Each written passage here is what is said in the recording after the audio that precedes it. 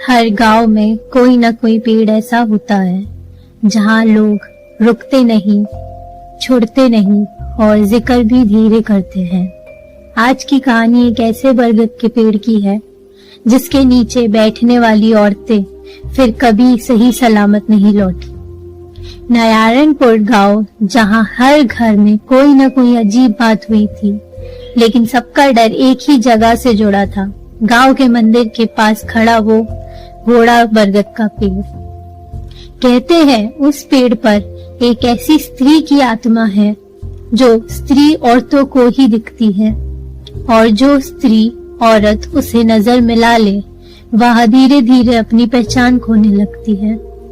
एक एक करके गांव की 3 औरतें, गीता, रेखा और माया, अचानक बीमार पड़ी और तीनों ने मरने से पहले एक ही नाम लिया था।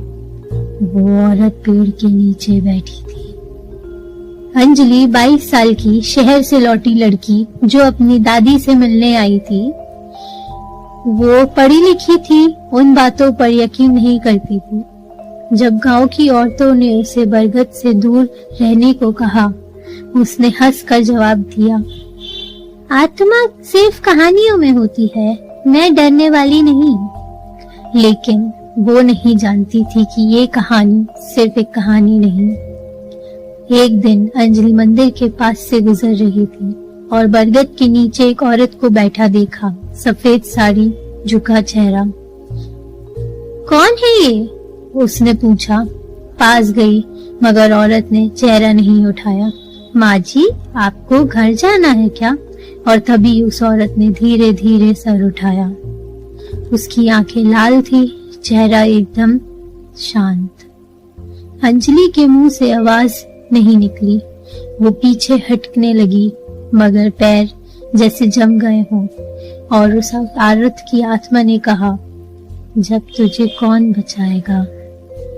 अगले दिन से अंजलि बदलने लगी। वो बात कम करती थी, रात में नींद में बोलती थी और अपने बाल को नोचती थी। झाड़ फूक करवाई, डॉक्टर को दिखाया, सब बेकार। लेकिन उसकी दादी ने पुराने मंदिर के पंडित से बात की।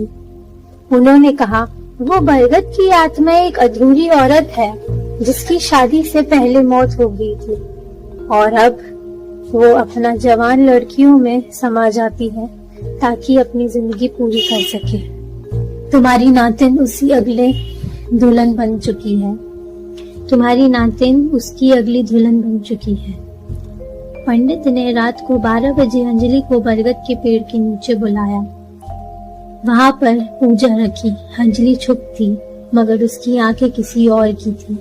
जैसे कि मंत्र शुरू हुए, अंजलि जोर से चीखी, मुझे मत निकालो, ये शहर अब मेरा नहीं। बरगद का पेड़ हिलने लगा, आवाज तेज हुई और एक साया पेड़ से निकलकर अंधेरे में गायब हो गया। अंजलि बेहोश होकर गिर पड़ी।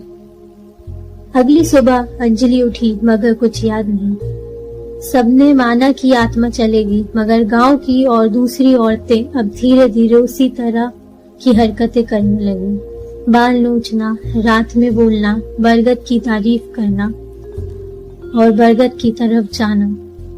और एक बात अब भी सच है, वो आत्मा कभी नहीं गई, उसने बस अपना शिकार बदल लिया। अब कौन बनेगा अगला शिकार?